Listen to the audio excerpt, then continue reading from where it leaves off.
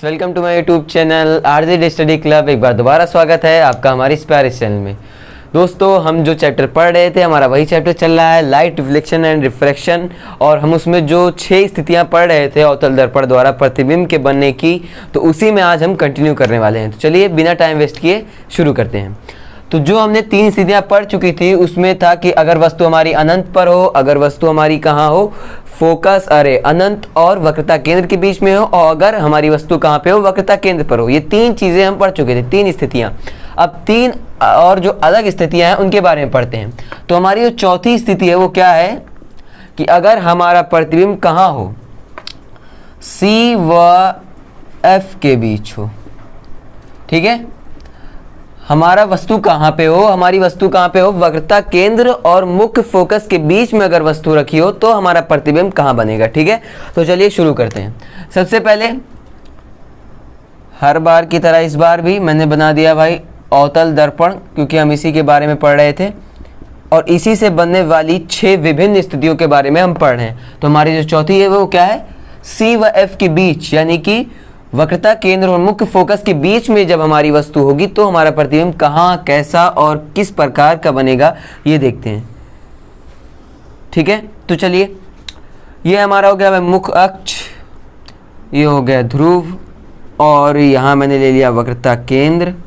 ठीक है, और ये ले लिया मैंने लगभग हाँ मुख्य फोकस, क्योंकि ये जितना इम्पोर्टेंट है, क्योंकि जितना वक्रता केंद्र उसकी आधा होता है मुख्य फोकस। ठीक है, तो उस हिसाब से हमारे प्रतिबिंब की स्थिति बहुत ज़्यादा इस पर निर्भर करती है। ठीक है, तो सबसे पहले देखिए हमें क्या चाहिए भाई, प्रतिबिंब चाहिए। हमारी वस्तु कहाँ है, हमारी वस्तु है यहाँ पे है हमारी वस्तु, ये है हमारी वस्तु, C व F के बीच में है।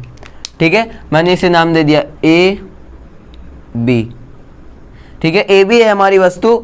अब हम क्या करेंगे, प्रतिबिंब यहाँ से किरण इस पर लगाएंगे और देखेंगे कि इसका प्रतिबिंब कैसे मिलता है। तो हम पहली किरण भाई जो हमेशा ले जाते हैं, इस बार भी लेके गए, थोड़ा टेढ़ी मेढ़ी जा रही है लेकिन हाँ भाई जा रही है। प्रकाश लेकिन सीधी रेखा में गति करता है। तो यहाँ पर क्या हुआ भाई, हमारी किरण आई, इससे परावर्तक होगी, और मैंने बताया था कि मुख्य अक्ष के समांतर है, तो कहाँ से जाएगी, होके जाएगी ये मुख्य फोकस से। अब ये होके जाएगी भाई मुख्य फोकस से, तो इसके लिए ये है यहाँ से होके जाएगी। ठीक है, यहाँ पे थोड़ा गड़बड़ बन गया है, लेकिन आप समझिएगा कि कैसे यहाँ पर मुख्य अक्ष के समांतर है और कहाँ से होके जा रही है, मुख्य फोकस से होके जा रही है। ठीक है, पहली किरण मैंने आपको 3 प्रकार से बताया था कि आपको दिख रहा होगा स्क्रीन पर कि किस तरह से ये चित्र बना हुआ है। ठीक है, लेकिन मैं आपको यहाँ पर अच्छे तरीके से समझा रहा हूँ, एकदम डीप में। मैंने आप याद कीजिए पिछली क्लास में जो मैंने आपको बताया था कि 3 प्रकार से बनते हैं प्रतिबिंब। या तो आप मुख्य अक्ष के समांतर ले जाइए, ये हमारा दर्पण। ठीक है, एकदम रफली मैं बता रहा हूं ताकि आपको एक बार रिवाइज हो जाए। मैंने क्या बताया था कि अगर मुख्य अक्ष के समांतर कोई किरण जा रही है तो कहां से होके जाएगी, फोकस से होके जाएगी, एक चीज। और दूसरी चीज क्या बताई थी मैंने कि अगर हमारा वक्रता केंद्र है यहाँ फोकस है, अगर हम वक्रता केंद्र से लेके जाएंगे तो वापस उसी दिशा में वापस आ जाएगी। ठीक है, वक्रता केंद्र से जिस दिशा में जाएगी वापस उसी रास्ते वापस आ जाएगी। ठीक है, लेकिन अब तीसरी चीज जो है वो भी है यहाँ पर कि अगर हम किसी कोण पर लेके जाते हैं, ध्रुव पर, तो जिस कोण पर जाएगी उसी कोण पर वापस आ जाएगी। जैसे पूर्ण आंतरिक परावर्तन था कि जिस पर गई थी वैसे ही वापस आ गई थी, परावर्तित हो गई, तो वैसे ही किरण क्या होती है यहाँ पर, परावर्तित हो जाती है। ठीक है, तो यहाँ पे ध्रुव पर अगर हम कोई लेके आएंगे, जिस कोण से लेके आएंगे, अगर ये था हम लेके आए थे यहाँ 60 डिग्री से, तो किस कोण से यहाँ पर जाएगी, ये भी क्या होगा, 60 डिग्री होगा। ठीक है, यानी कि जो कोण होते हैं वो क्या होते हैं, बराबर होते हैं। तो चलिए अब यहाँ पे पहली किरण तो हम ले आए, पहली किरण लेके आए यहाँ पर और ये मुख्य फोकस से होके गई। अब दूसरी किरण हम ला रहे हैं मुख्य अक्ष पर, और वो क्या होगा भाई, जितने कोण से हम लाए थे उतने ही कोण पे क्या होगा, इसका प्रतिबिंब बनेगा। ठीक है, तो हम यहां पर ले आए भाई साहब। अब देखिए हमारा प्रतिबिंब कहां बन रहा है। मैंने आपको बताया था कि जितना मुख्य फोकस होगा उतनी ही दूरी होगी तो ही हमारा प्रतिबिंब की स्थिति सही आ पाएगी। तो मैं इसे नाप लेता हूं, 1 मार्कर मैंने यहां पे ले लिया। ठीक है, और 1 मार्कर, यानी ये हमारा वक्रता केंद्र है वो यहाँ नहीं, हमारा वक्रता केंद्र कहाँ होगा, यहाँ पे होगा। ठीक है, हमारा वक्रता केंद्र होगा यहाँ। अब जो हमारा प्रतिबिंब बन रहा है वो कहाँ बन रहा है भाई साहब, हमारा प्रतिबिंब बन रहा है उल्टा बन रहा है। पहली चीज आप देखिए, एकदम स्टेप बाय स्टेप आसानी से समझिए। यहाँ पे क्या हुआ, मैंने वस्तु कहाँ थी, वस्तु है C व F के बीच, ये हमारा C, ये तो A और B क्या है, प्रतिबिंब, अरे वस्तु की लंबाई मैंने दे रखी है AB, ठीक है। C व F के बीच हमारा प्रतिबिंब वस्तु रखी हुई है, तो C व F के बीच हमारी वस्तु रखी हुई है, ठीक है। सबसे पहले हम लेके गए इसके मुख्य अक्ष के समांतर, मैं एरो से दर्शा दूं ताकि आप कंफ्यूज ना हो। ये गई हमारी और यहाँ से वापस आती हुई ये यहाँ जा रही है, ठीक है। दूसरी किरण हम लेके गए यहाँ पर, ये मुख्य अक्ष के समांतर पहले लेके गए और दूसरी लेके गए ध्रुव से, ठीक है। ध्रुव से मैंने क्या बताया था कि ध्रुव पर जिस कोण पर जाती है उसी कोण पर वापस आती है, यानी ये कोण और ये कोण क्या होते हैं, बराबर होते हैं आपस में, ठीक है। तो यहाँ पर देखिए वापस आ गई उसी कोण से, यानी यहाँ से ये जा रही है और यहाँ से ये आ रही है, ठीक है, ताकि आप कंफ्यूज ना हो। अब हमारी जो कटान बिंदु मिली वो मिली ये, और हमारा प्रतिबिंब कहाँ बन रहा है, हमारा प्रतिबिंब बन रहा है यहाँ पर, ठीक है। और ये कैसा प्रतिबिंब बना है, ये बना है उल्टा, ठीक है, हर बार की तरह। क्यों, क्योंकि ये वास्तविक प्रतिबिंब है, ये हमारी क्या हो रही है, यहाँ पर जो हमारी किरण है वो मिल रही है एक पॉइंट पर, तो क्या कहलाएगा, वास्तविक प्रतिबिंब है हमारा, और ये कैसा है, उल्टा है, ठीक है। तो अब एक बार मैं फिर से बता देता हूं आपका कि यहाँ पे जो निष्कर्ष निकला वो क्या निकला भाई, हमारी वस्तु थी वो कहाँ थी, वस्तु तो है हमारी C व F के बीच, ठीक है। हमारा प्रतिबिंब कहाँ बन रहा है, हमारा प्रतिबिंब बन रहा है C व अनंत के बीच, C व अनंत के बीच हमारा प्रतिबिंब बन रहा है। और इसकी साइज कितनी है भाई, साइज कितना है, हमारी वस्तु से तो बड़ा है, ये वस्तु से बड़ा है और वास्तविक है, वास्तविक और उल्टा, ठीक है। तो ये हमने अपनी चौथी स्थिति भी पूरी तरह से समझ ली है।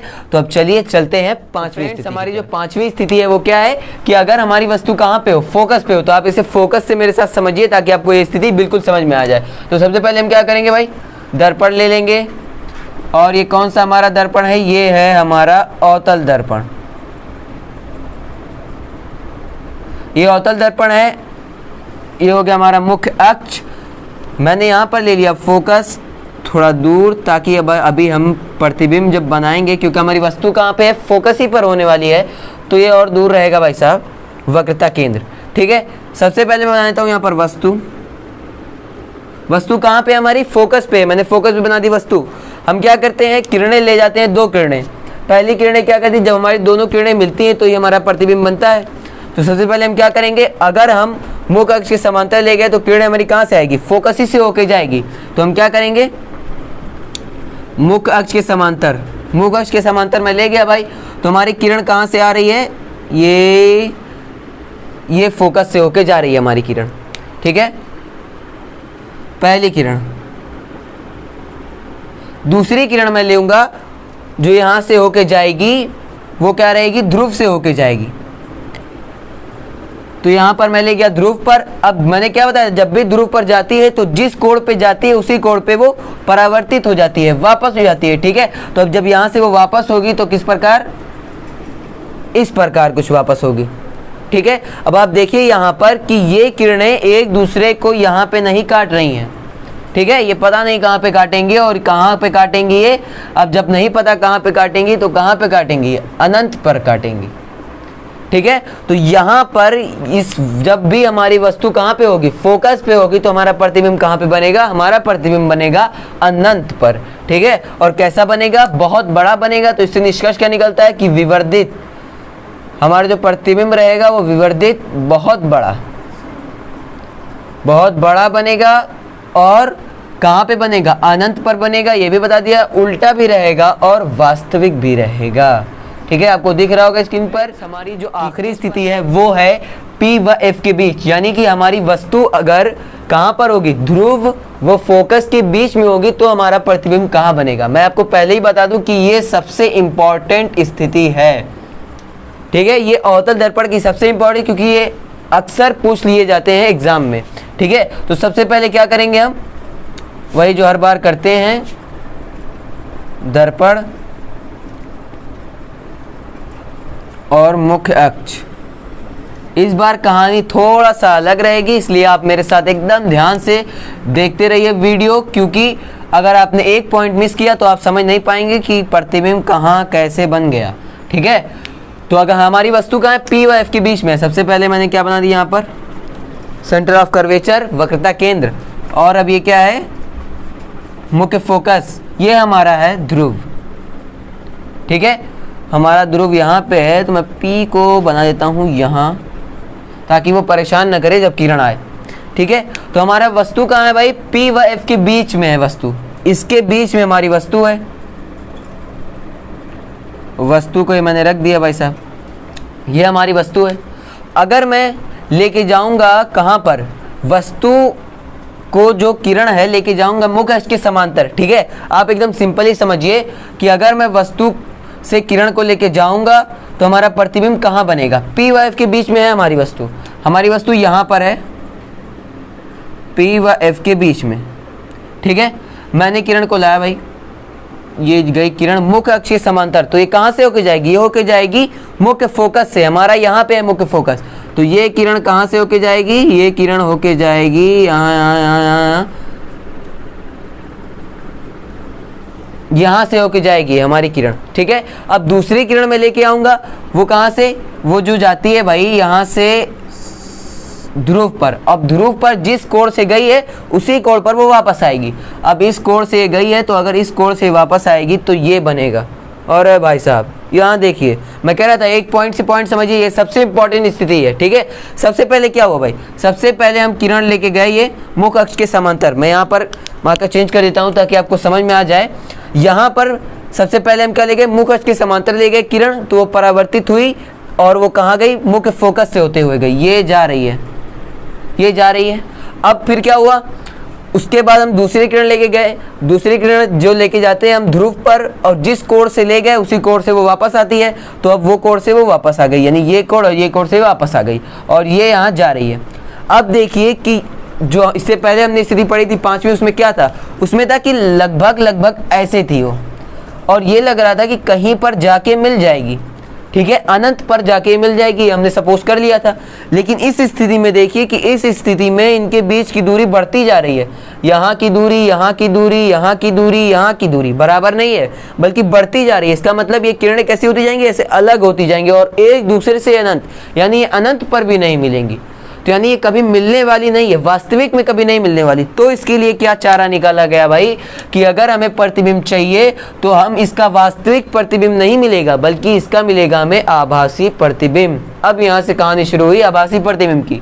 अब हम क्या करेंगे, अब हमें यहाँ पर प्रतिबिंब मिलेगा नहीं, बल्कि ये क्या होगी, किरणें मिलती हुई प्रतीत होंगी, यानी हम उसे मिलाएंगे। किस प्रकार मिलाएंगे, कि जिस दिशा में जा रही थी किरणें, ये देखिए ये एक प्रकार से एक दूसरे से अलग होते जा रही हैं, तो किसी एक पॉइंट पे शुरू तो होंगी, किसी एक पॉइंट पे पहले मिली होंगी, तो वही पॉइंट हम यहाँ पे ढूंढ रहे हैं। तो सबसे पहले क्या करेंगे, प्रतीत होती हैं, तो दर्पण के पीछे ये जा रही है, और ये हमारी किरण ये वाली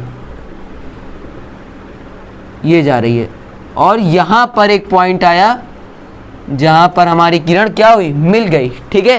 एक और से देखिए, जो किरण हमारी यहाँ पे जा रही थी उसका हमने प्रतीत, उसका आगे बढ़ाया, उसे आगे बढ़ाया और इसे भी आगे बढ़ाया, ठीक है। तो एक पॉइंट हमें मिल गया जहां पर ये प्रतिबिंब बन रहा है, और पहली बार हमें प्रतिबिंब मिला, वो भी सीधा प्रतिबिंब, ठीक है। और ये कैसा मिला, आभासी प्रतिबिंब, वो भी सीधा, ठीक है। तो एक बार फिर से समझ लीजिए, क्योंकि ये सबसे इंपॉर्टेंट स्थिति है। इसमें क्या था भाई, अगर हमारी वस्तु क्या हो, ध्रुव व मुख्य फोकस के बीच में हो, तो सबसे पहले हमने क्या किया, पहली किरण लेके गए तो वो फोकस से होके गई, और दूसरी किरण भी जो ध्रुव से गई वो भी गई। लेकिन ये क्या हो रहा है, यहाँ पर ये एक दूसरे से दूर होती जा रही है, ठीक है। यानी ये कभी मिलेंगी नहीं, वास्तविक प्रतिबिंब इनका नहीं मिल सकता। तो हमें कैसा प्रतिबिंब, आभासी प्रतिबिंब मिला, और आभासी प्रतिबिंब हमें पीछे मिला, और कितना मिला भाई, वस्तु से बहुत बड़ा, बहुत बड़ा। तो हम क्या मिलेंगे भाई, निष्कर्ष हमारा क्या निकला, कि हमारा निष्कर्ष ये निकला कि अगर वस्तु किससे, ध्रुव व फोकस के बीच में हो, तो सबसे बड़ा विवर्धित, वस्तु से बहुत बड़ा, वस्तु से बड़ा विवर्धित प्रतिबिंब मिल रहा है। और कैसा मिल रहा है, आभासी मिल रहा है। सबसे बड़ा पॉइंट आभासी प्रतिबिंब, और सीधा, आभासी सीधा, और दर्पण के पीछे, ठीक है। आपको ये दिख रहा होगा स्क्रीन पर, ये सबसे इंपॉर्टेंट है, आप इसे नोट कर लीजिए, क्योंकि ये बहुत ज़रूरी है एग्ज़ाम की दृष्टि से भी, क्योंकि एग्ज़ाम में ये बहुत ज़्यादा पूछे गए हैं। ठीक है, तो सबसे पहले मैं इसमें आपको फिर से बता दूं कि P व F के बीच अगर हमारा क्या होगा, वस्तु होगी, तो क्या होगी, जो हमारा प्रतिबिंब बनेगा वो कहाँ बनेगा, दर्पण के पीछे बनेगा। और किस प्रकार से बनेगा, आभासी व सीधा बनेगा। ठीक है, तो ये झंझट यहाँ पे समाप्त होता है भाई। पूरी तरह से हम 6 स्थितियों को पढ़ चुके हैं और मेरी उम्मीद है कि आपको एकदम अच्छे तरीके से समझ में आ गया होगा। अब हम आगे पढ़ेंगे, अब हम उत्तल दर्पण के बारे में पढ़ेंगे, उसके बाद फिर हमारा आगे का पोर्शन इस तरह से कंटिन्यू रहेगा। तो अगर आपको वीडियो पसंद आई हो तो लाइक शेयर ज़रूर कीजिएगा। अगर चैनल पे आप नए हैं तो चैनल को सब्सक्राइब करना मत भूलिएगा और बेल आइकन भी दबा दीजिए। मिलते हैं अगले लेक्चर में।